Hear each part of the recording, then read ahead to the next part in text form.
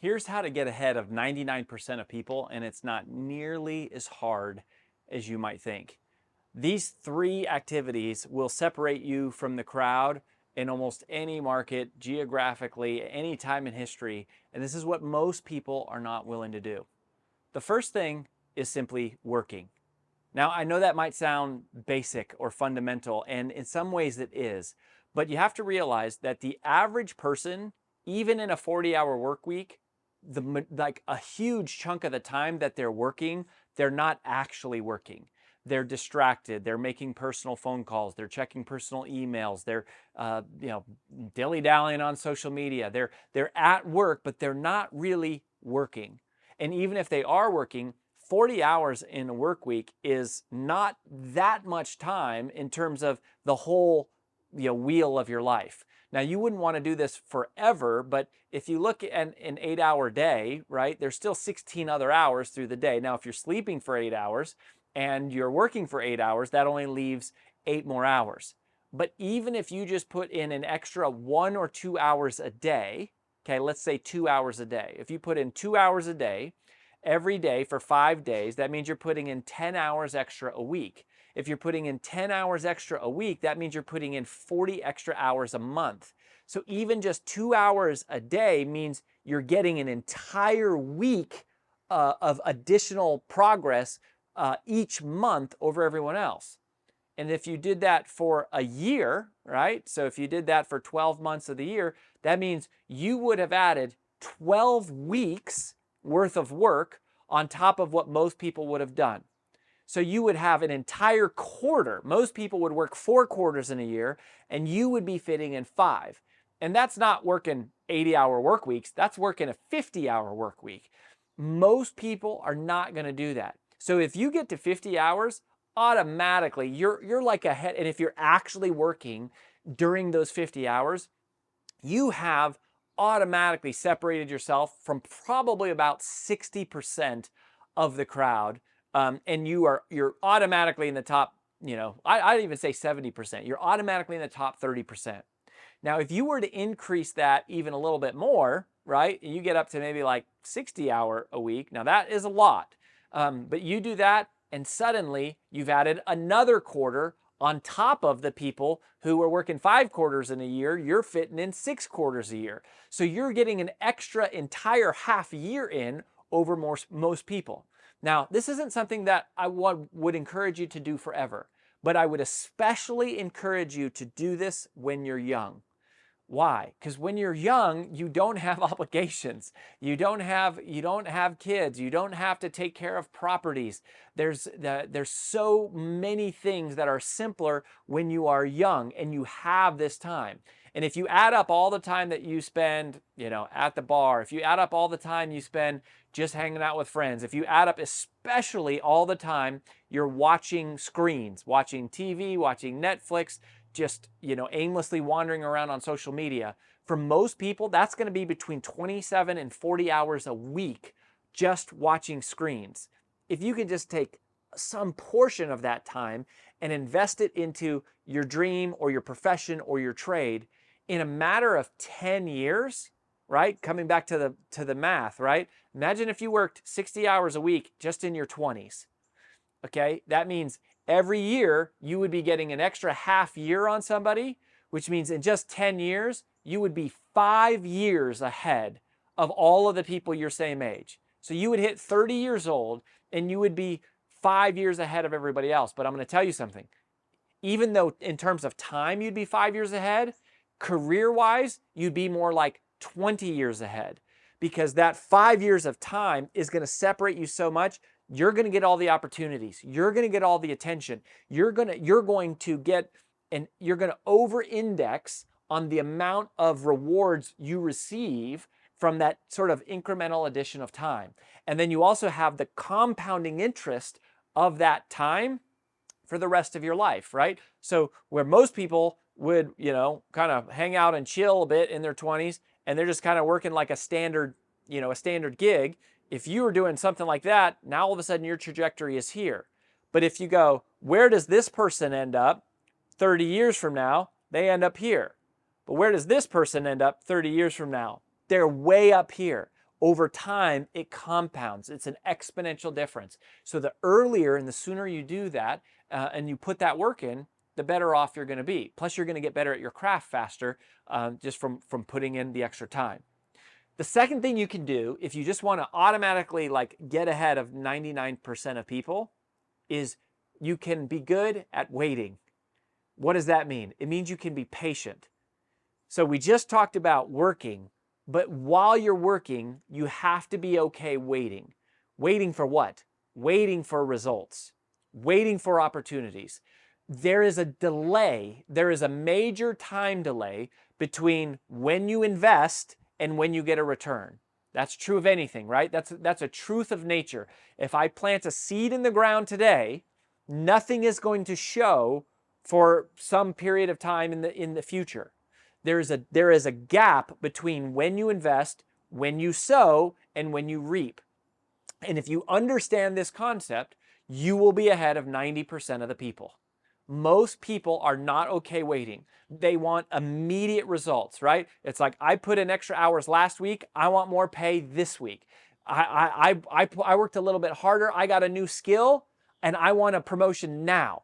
Now, I'm not saying that you should just sit forever and not see improvement. You should see improvement. But what I'm saying is, if you're willing to work and you're okay waiting, the results will come.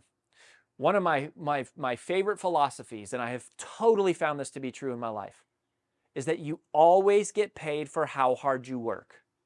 Sometimes now, oftentimes later, but always eventually.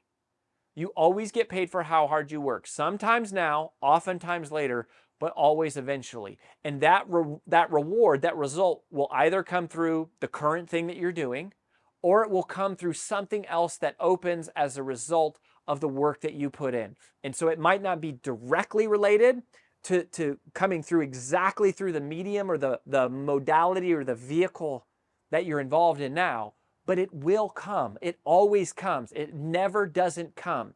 You cannot sow and sow and sow and not have a harvest show up. That's a truth about nature. It's a truth about the world. And it's definitely a truth about your profession. But most people won't do that. They won't wait. And so what happens is they bounce around. They look for an easy path. They look for a more immediate result. They look for a shortcut. And they never do the work of planting. They never do the work of investing. They never do the work of sort of centering down in one place and committing to one goal, one initiative, one focus, and instead they're kind of flailing, looking for the magic pill, the secret potion, the hidden jackpot, and what happens is they never plant roots and nothing ever grows. So be willing to wait. Be willing to be patient while you're working. If you're willing to do that, you're going to be ahead of most people. Now, the third thing for separating yourself from 99% of all people on the planet is to read books. Read books. Why do I say books?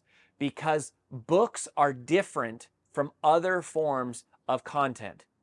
When someone writes a book, they take years of their life, oftentimes decades of their life, of lessons they have learned, and they consolidate the best of that knowledge, the best of that experience down into this one little tiny concentrated package that you can get through in a matter of a few hours or a couple days.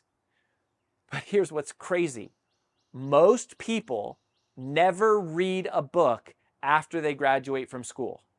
A huge percentage of people will never read a book after they graduate from college or finish school. And specifically, I'm going to talk about nonfiction books here. Books where you're learning about your trade and your expertise and your profession. So knowing that very, very few people read books, imagine if you read 10 on your profession.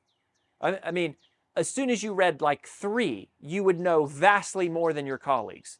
If you read 10, you probably would be one of the leading thought leaders in your geographic space, certainly inside of your company, likely inside of your geographic zip code. And if you read just 20 books, and again, if let's say it takes you a week to read a book, you could theoretically do that in a year or half a year. Now, a book a month. Let's say it's 2 years. Let's say you read a book a month. That'd be 12 books a year. You did that for 2 years. If you read 24 books over a 2-year period, you would be probably one of the world's leading experts on a subject, or you would know as much. Why? It's not just the 24 books. Every single book, let's call it 5 years of somebody's life at minimum. That means you've had 100 years of life experience that have been condensed into 20 books that you have absorbed in 2 years. You've gotten 100 years of education and experience consolidated down into 2 years. Think about how far ahead you would be of people. You would be way ahead of them. Books are the secret shortcut to any professional career growth. They are the secret shortcut to any career growth. Now, it's okay to read blogs and newspaper and things like that, but people don't take as much time to consolidate their findings and their own personal experience into those outlets, into those mediums like they do with a book.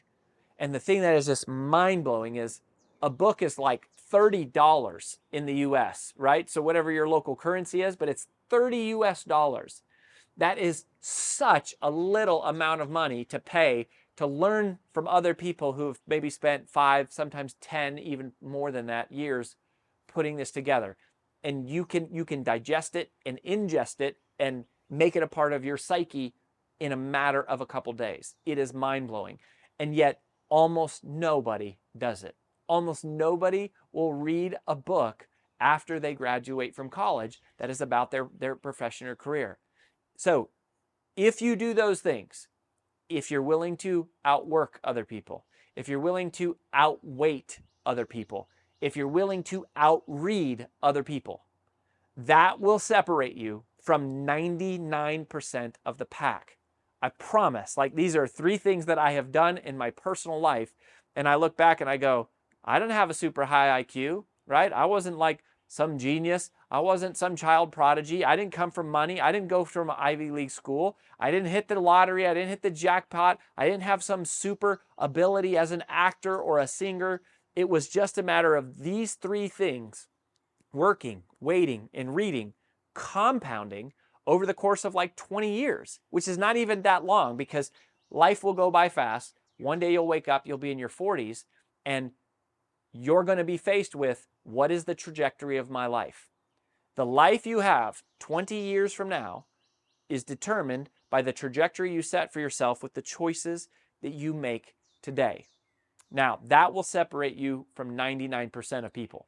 When you get into the top 1%, that's where the dogfight is. Because, outworking, outweighting, out-reading, out-networking, out-hustling, the top 1%, that's where the dogfight is. But if you're in the top 1%, you're in the top 1%. Life is going to be good no matter how you look at it. So be willing to do the work, be willing to do the reading, and be willing to do the waiting. And I promise you'll be ahead of 99% of the world in just a few years.